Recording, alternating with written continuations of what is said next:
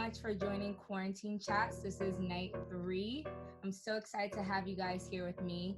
A little bit about It's Epic. It's Epic is a creative and professional networking platform looking to connect creative and professionals with other dope creative and professionals. For me, I have been in entertainment since I was 12 years old. So I developed a lot of relationships on the journalism side of things because I had my own publication. So I was in the field, I was building relationships, and then I eventually made the transition in college, 2012. I made the decision that I wanted to transition from being on the publishing side to doing the publicity side. And it was a pretty smooth transition. I had already built up a lot of relationships from the publishing world. And I still had to, be proactive, go out there, go to events in New York, shake hands with people, meet people, connect on Instagram. This was before Instagram even had DMs, so I was just in the comment section, just connecting with whoever I could. And eventually my work just started to really speak for itself. Word of mouth, I'm a firm believer when you have a good product or when you do good work, the word will travel. So I've been very thankful for that. I've never ran a formal ad for my agency ever on social media. It's always just been word of mouth, which has been great. We're reevaluating now during quarantine season because, we have to plug into people in other engaging ways. But yeah, it's always just been allowing the work to speak for itself. I never had a formal internship. I started my agency freshman year of college, and it was just trial and error for me. Eventually you get to a happy medium where it's like, okay, you're qualified now and you can charge a retainer. But it was a lot of trial and error with people who took a risk with me. For me, I knew that I was into getting eyes on certain things that I was passionate about. I just didn't know how to go about it.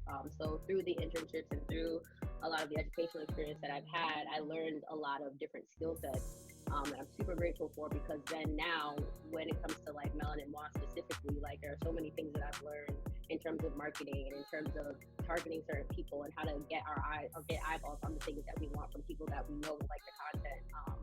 I'm super grateful for that experience for that. And then on top of that, I just kind of pair that with graphic design.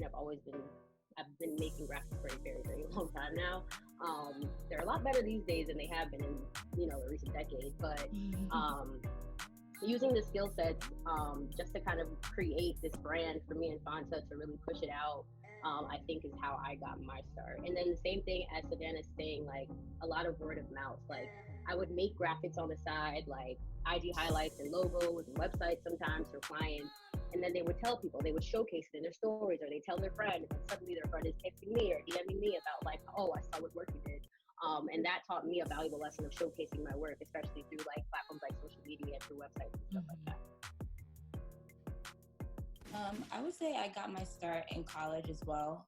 So the first thing that I started doing was flyer designs in college. So I became kind of like that person on campus that was known as like the flyer designer. And that wasn't really my intention. At first, I started out on student orgs and just being like, oh, I know how to use Photoshop. I can do the flyer for whatever event we're having. And then like you guys were saying, just word of mouth, it just traveled like, oh, like, the like Greek orgs were like, hey, we really need a dope flyer for this party we're having. Like, can you work on it? So I spent a lot of time in college, like in between my studies, actually just doing really, really nice designs. And it wasn't until after I graduated that I really considered like building the brand of me being that person. Like it literally, to me, it was just like side work. And then, once I started, I got my first 9-to-5 job. It wasn't exactly in that. So I still had that passion where I wanted to still make flyers. I still wanted to do logos. So I was still putting energy into that. And then it kind of came on me. I was like, I need to brand myself if I'm kind of branding other people. So that's kind of how that naturally occurred. Again, like Savannah's saying, I never ran an advertisement. Everything is through word of mouth. And now I'm actually able to track that stuff because I use like programs and stuff. And 100% of my work is referrals and coming from social media and stuff like that. I've never run an actual advertisement either. I would definitely say having a business plan and recognizing your target demographic are two very important things when it comes to establishing a brand. And I guess piggybacking off of that, so I get a lot of clients that come to me and kind of jump to design, which is mainly where I work, and I kind of backtrack them a little bit and go, hey, do you know like your target market, like you're saying, Sav, and like what is your actual product? Have you got the business plan and all that stuff figured out before you leap straight into just going to a logo and a website? Because then you're gonna have to redo that process if you kind of haven't already structured that before you get there. So definitely start there. I agree with all of those, and I think that a mission is very important. Like, what is your purpose? Like, what are you trying to accomplish with this brand that you're starting? What is this company about? Like, what is your end goal here? Where do you want to see yourself? What's the highest version of the brand that you're trying to create?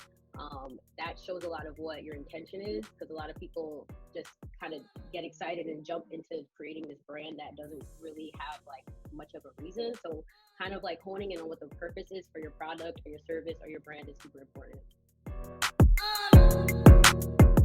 I think for me personally, that it takes confidence to start a brand. Like, you can gain confidence over time, yes, but like the more you believe in what you're pushing out before you even push it out, like the more it shows, like in your content, in your demeanor, and the things you're saying, and when you're speaking about it, if you're speaking about it at all. Like, I used to have a blog that I ran, and it was all about music. Music is my passion point, but it's so passionate to me that like I was scared to like let anyone in or like critique my thoughts on music or anything like that. That I didn't promote it.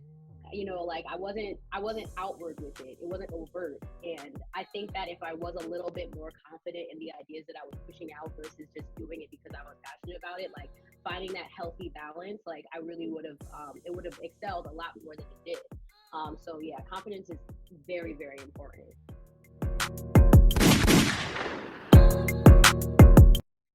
I would say focus on what you can,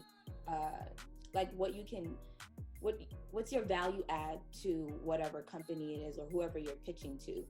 So you're not necessarily trying to sell yourself, but you're trying to sell your knowledge and you know everything that you've learned. So what are their problems, and then how can you sort of use your knowledge and everything that you know about whatever industry it is you're in to solve those problems for them. And so in that, it's kind of, you know, adding on to your brand in a way of maybe possibly being a problem solver, if that's something that you do. If you're just a consultant and you go in and you assess their business issues and you're able to provide solutions, you want to brand yourself as a problem solver. So that's kind of how you go in there and pitch, you know, yourself or your brand. And it just falls back on doing that research on whoever it is you're pitching to. You need to know what it is they're looking for in a nutshell. Creating innovative activations in the digital space. It's kind of a blessing and a curse. This quarantine, it's a curse because a lot of publications have laid off a lot of their staff, so it's hard to get a lot of written write-ups down. However, brands and their publications' social media accounts are more than open to collabing these days. So I think the ability to cross-promote with various audiences it's the best it's ever been. I'm going to be honest with you. I even look at something like what we're doing here now, how I've been seeing, you know, more activations pop up, you know, more people want to do digital gatherings and share one another's audiences and create communal opportunities. So I think it's about that. Like, you know, how can we create engagement at a more personal level now? Yeah, I would say that for me, I'm like Viv, like I get emotional. That's just how I am. But if there is one thing that I also am, it's introspective. So I sit with myself and I sit in the failure. No, I'm never gonna feel the same failure again, because I don't try to fail the same way twice. That's a bad move. So I try to sit in it. But then, you know, somehow I'm like a phoenix. You rise from the ashes. Like you find the lesson in whatever the problem is or whatever the failure was. And for me, what's helped over the years, I love interviews. I love documentaries. I love memoirs. And in what I can see in a lot of the people that like a lot of the books that I've read from like business owners and creatives is that they like failure is inevitable, but then you see how far they got, you know, because they didn't just stop and sit in the failure. Like, innovation. I think innovation is super important. Like, you can have your mission, you can have your overarching thing that you want the brand to accomplish, but you need to keep up with the times and make sure your brand is evolving in the way that the times are evolving. You know, a lot of people aren't reading newspapers the way they did. So a lot of those publications now, have you taken your audience online? Like, which way are you going to, or how are you going to adapt to the market? Being adaptable is super, super, super important. Figuring out ways to make money online. I can't stress that enough.